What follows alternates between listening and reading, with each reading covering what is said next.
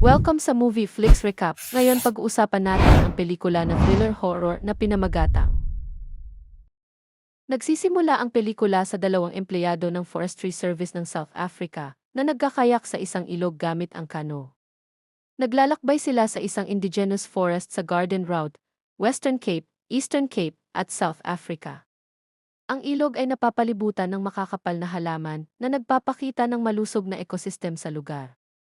Si Gabi, isang empleyado ng Forestry Service, ay nagkokontrol ng drone sa kagubatan nang biglang lumitaw ang isang batang lalaki na si Stefan at pinalo ang device hanggang sa namatay ito.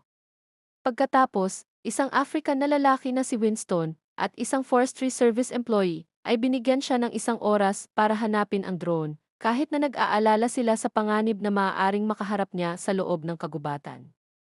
Sandaling pagkalipas, habang naglalakad si Gabi para hanapin ang drone, sina Barend at Stefan, ama at anak na nababalot ng dumi, ay maihawak na mga traps mula sa kahoy at sensitibong materyales.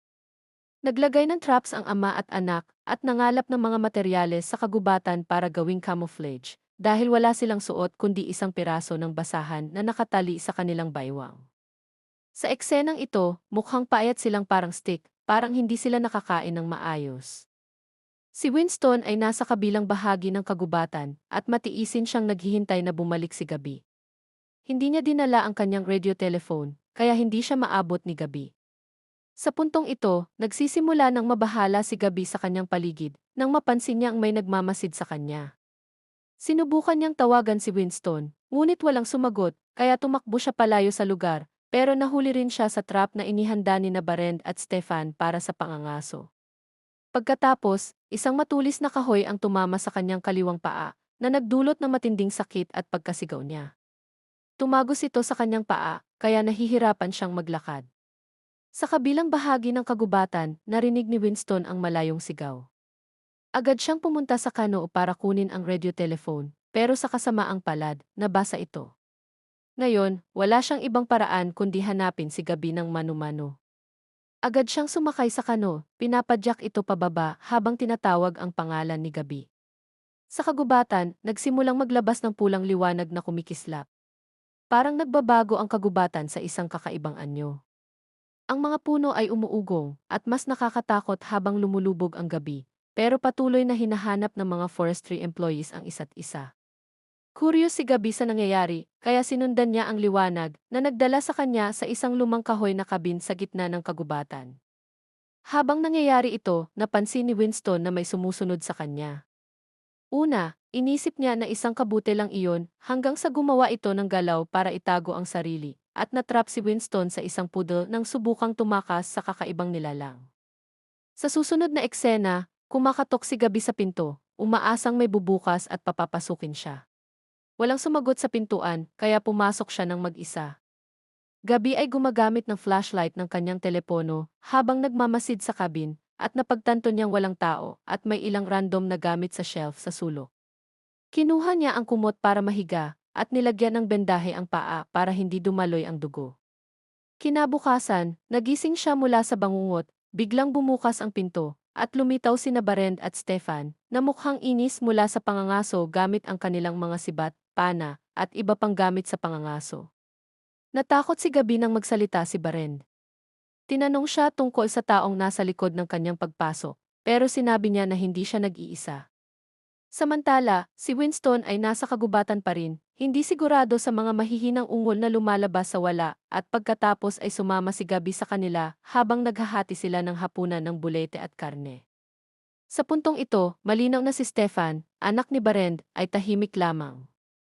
Tahimik siyang nakikinig sa kanyang ama, at nagsimulang ikwento ni Gabi kung ano ang pakiramdam ng pamumuhay sa lungsod. Samantala, dahan-dahang lumilitaw ang nilalang, tinitingnan si Winston ng pumapak sa isla. Nakakatakot itong tanawin dahil sa mabigat na balat na parang puno at sa nakakagulat na sigaw na ginagawa nito. Walang pag-aalinlangan, mabilis na tumakas si Winston. Sinubukan niyang magtago sa likod ng malaking puno, pero hindi pa rin siya nakaligtas sa panganib na paparating. May mga gumagalaw na tentacles, umaakyat sa puno kung saan siya nagtatago. Sinusubukang abutin siya, pagkatapos ay pumasok sa kanyang katawan at wala siyang magawa kundi maging tulad nila. Kinabukasan, nilinis ni Barend at Stefan ang sugat ni Gabi. Habang ginagawa ito, nahikayat si Stefan na hawakan siya, dahil dahan-dahang naaakit siya sa kanya. Pagkatapos gamutin ang sugat, umalis ang ama at anak para mangaso ng pagkain. Sandali pagkatapos, nagising si Gabi at maraming fungi ang lumitaw sa kanyang mga braso, na nagulat siya. Sinubukan niyang alisin ito, pinipigil ang sakit na dulot ng gasgas. Kinuha niya ang kanyang radio telephone, umaasang sasagot si Winston. Halos sumuko na siya nang magkaroon ng static connection mula sa kanyang kasamahan at narinig niya si Winston na nagsasalita ng hindi malinaw. Mukhang hindi siya maayos, kaya hindi makapagsalita ng maayos. Kaya nagpasya si Gabi na baliwalain ito na umaasang magkikita sila sa lalong madaling panahon.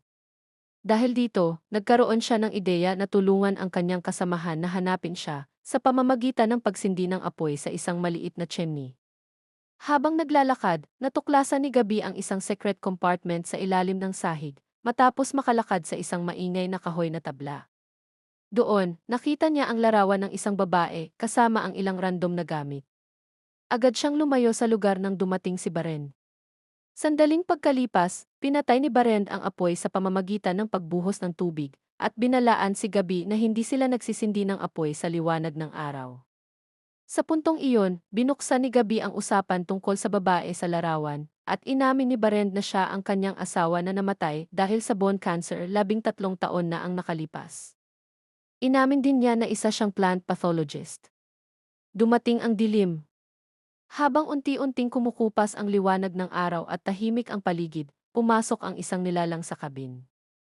Takip ng dumi ang mga braso ni Gabi, tulad ni Barend at Stefan, upang hindi sila maamoy ng nilalang. Habang nakatutok si Stefan sa pinto ng malamig na tingin, ang makapal na braso ng halimaw na may tentacles at maliliit na hibla ay dahan-dahang papalapit kay Gabi. Pero maganda, mabilis si Barend na putulin ito. Nagsimulang ipakita na nilalang ang galit nito, kaya binuksan nito ang pinto ng galit at ipinakita ang nakakatakot nitong anyo. Ang nilalang na ito ay may katawan ng tao, ngunit ang ulo ay kabute. Wala itong paningin pero matalas ang pandinig. Habang abala si Gabi sa paglalarawan ng halimaw sa sarili niya, hindi sinasayang ni Stefan ang oras. Walang awa niyang tinalim ang nilalang, kaya't kumalat ang dugo nito sa paligid, lalo na kay Gabi.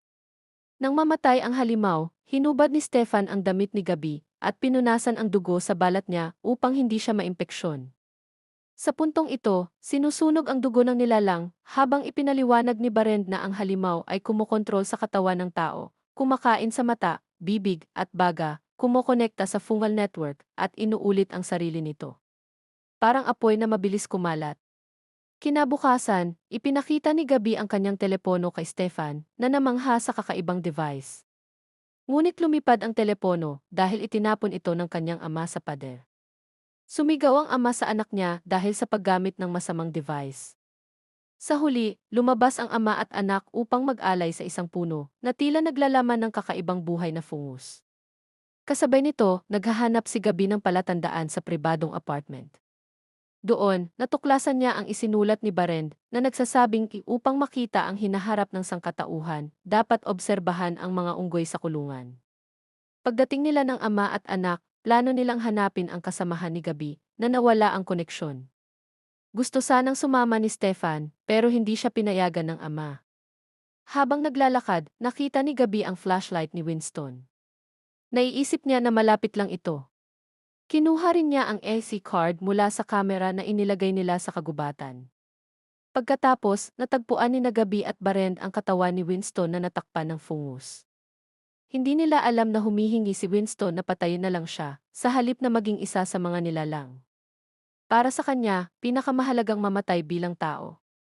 Maaaring buhay pa siya, at dahil matalino at marunong, maaari siyang gumawa ng teorya tungkol sa nangyayari sa kagubatan at dalhin ito sa kanilang institusyon para sa karagdagang investigasyon.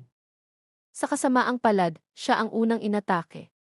Isang umaga, nagsimulang lumitaw ang fungus sa mga binti ni Gabi. Tinutulungan siya ni Stefan sa pamamagitan ng pagkain ng fungi na ibinigay ng ama niya, umaasang makakatulong ito para hindi lumala sa isang hindi makontrol na sitwasyon. Pagkatapos, dinala ni Stefan si Gabi sa kanyang ina, dahil gusto niyang ipakita kung ano ang nangyari matapos maapektuhan ng pamilya niya ng mga organismo. Sa kanyang gulat, buhay na puno ang ina. May galaw pa ito at may maririnig na mahina na tunog mula sa kanya. Napansin ni Gabi ang singsing sa kasal na nakakabit sa isa sa kanyang mga na-transform na daliri. Dahil dito, lalong naging mausisa si Gabi sa nangyayari. Sinubukan niyang buksan ang sirang telepono at natuwa siya na gumagana pa ito. Ipinasok niya ang AC card mula sa kamera na inayos nila ni Winston sa kagubatan. Nakita niya ang mga litrato ng mga nilalang, tulad ng inaasahan niya. Habang tinitingnan ito, nagrereklamo si Baren tungkol sa nalalapit na pagkasira ng sangkatauhan dahil sa kanilang pabaya ng mga kilos. Dahil dito, lalong naging mausisa si Gabi at gustong malaman ang kahulugan ng lahat ng sinabi niya. Dinala siya ni Baren sa pinagmumulan ng mga kakaibang nilalang. Nagsimulang maisip ni Gabi ang kakaibang koneksyon ng ama at anak sa puno na nagsisilbing breeding ground ng misteryosong pangyayari sa kagubatan. Doon, nakita niya si Baren na may intimate na sandali kasama ang puno. Naguluhan siya at gusto nang umalis sa lugar na iyon.